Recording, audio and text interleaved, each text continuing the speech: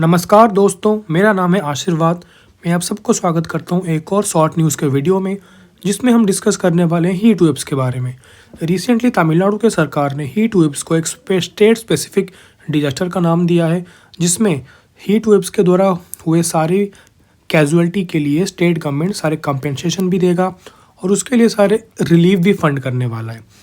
उसके साथ पहले हम देखते हैं कि यह हीट वेव्स मतलब इंडिया में कैसा होता है। Rising frequency of heat wave in India. The world meteorological organization declare 2023 as the hottest year on record. 2023 को वर्ल्ड मेट्रोलॉजिकल ऑर्गेनाइजेशन ने सबसे हॉटेस्ट ईयर डिक्लेयर किया है, जिसमें जो हीट वेव्स का जो फ्रीक्वेंसी है वो दिन ब दिन बढ़ता जा रहा है। और ये 6th असेसमेंट जो रिपोर्ट होता है WMO का, वहाँ पे पब्लिश किया गया है। उसके बाद इंडिया में मोस्टली हीट वेव्स इस ईयर में देखे गए थे।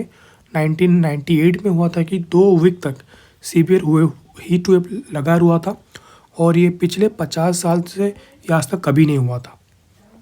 उसके बाद 1999 में एक अप्रैल के महीने में एक हीट वेव हुआ था, जिसमें टेम्परेचर 40 डिग्री क्रॉस हो गया था 14 डेज तक।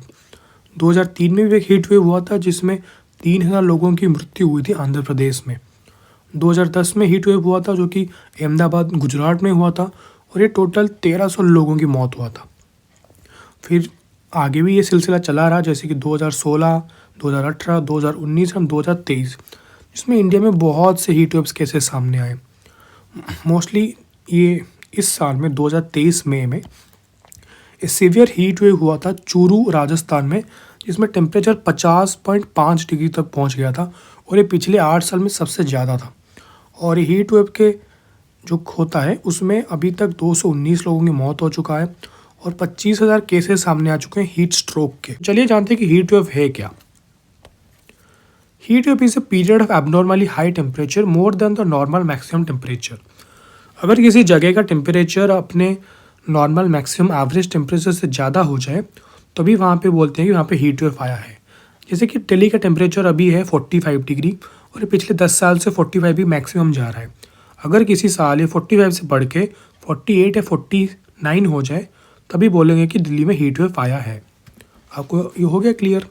फिर देखते हैं कि हीट वेव मोस्टली मार्च से जून के महीने में होता है, और ये कभी कभी एक्सटेंड होकर जुलाई तक भी चला जाता है। मोस्टली एक साल में 5 से 6 बार हीट वेव आता है। मोस्टली जो लैंड है, लैंड के लिए हीट वेव 40 डिग्री प्लस है, और जो हिली एरियाज़ हैं जैसे कि नॉर्थ में हो गया, वैसे इसके लिए 30 डिग्री है। फिर देखते हैं कि हीट वेव से इम्पैक्ट क्या होता है। Rapid rise in the heat gain compromises the body's ability to regulate temperature. हमारा जो बॉडी है वो मैक्सिमम कितने डिग्री तक टेम्परेचर को सह सकता है, उसको रेगुलेट कर सकता है, उसमें कॉम्प्रोमाइज़ होता है। और ये मोस्टली कारण होता है इलनेस का, हीट क्रैम्प होता है, हीट एग्जॉशन होता है, हीट स्ट्रोक होता है, नहीं तो हाइपरथर्मिया होता है, जो कि हाई टेम्परेचर से होता है। फिर अगर ये सिलसिला बहुत दिनों तक चलता रहा, तो ये भी रीजन हो सकता है heat exhaustion to heat stroke, जो कि हमारे कार्डियोवैस्कुलर, पल्मोनरी डिजीज़ और ये रेनल डिजीज़ में अपनी भूमिका निभा सकता है। मोस्टली वल्नरेबल होता है चाइल्ड के लिए, senior, pregnant women, outdoor workers, क्योंकि वो दिन भर बाहर काम करते रहते हैं धूप में, तो ये उनके लिए डेंजरस हो सकता है। फिर उसके बाद चाइल्ड डेवलपमेंट पे है, affecting learning, sleep and mental health. Then wet bulb temperature क्या है।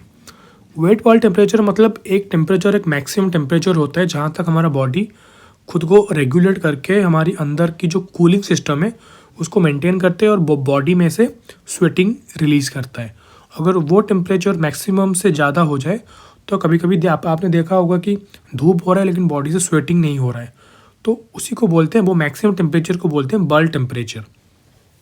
और उसी को क्रॉस करने के बाद ही हमारा हीट स्ट्रेस चालू होता है। लिखा है beyond this threshold the body can no longer cool itself leading to heat stroke and death. This is particularly concerning for the humid regions like India and its extensive coastlines.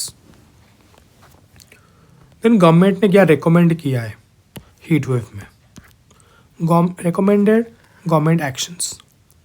Equip health center and hospitals with essential resources like ORS medication. जो कि सारे health centre है वहाँ पे पास में ORS रखना चाहिए, और वहाँ पे हॉस्पिटल में जो मेडिसिन हैं उसको रिड्यूस करने के लिए उसके इम्पैक्ट को वो भी होना चाहिए. और पानी ऑफ़र करो और शेल्टर भी क्रिएट करो जो भी सारे मजदूर बाहर काम करते हैं उनके आसपास एरिया में या फिर उनके पास. और adjust the work hours to minimize outdoor exposure during peak heat waves. जिस टाइम में धूप ज़्यादा हो रहा है उस टाइम में बाहर जो मजदूर काम करते हैं खुले में, उस टाइम को थोड़ा कम करो. अगर वो 10 घंटे काम करते हैं धूप में तो उसको कम करके 5-6 घंटे करो. और जिस टाइम में सन की जो धूप है अगर वो ज़्यादा है उस टाइम में काम मत करो, उनको रोकने दो.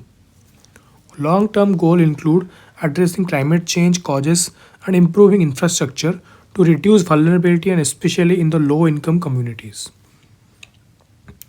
तो इसमें अगर देखा जाए कि मोस्टली हीट क्यों बढ़ता है, क्योंकि अभी क्लाइमेट चेंज हो रहा है, अभी सारे जो स्टबल बर्निंग हो गया, नहीं तो अभी पेड़ पौधे ज़्यादा कट रहे हैं, इंफ्रास्ट्रक्चर भी बढ़ रहा है, उसमें क्लाइमेट चेंज हो रहा है जो कि ग्लोबल एवरेज टेम्परेचर बताया जा रहा है कि 1.5 डिग्री अभी बढ़ने वाला है. तो उसको रोकने के लिए हमको क्लाइमेट के पर्सपेक्टिव में भी सोचना चाहिए.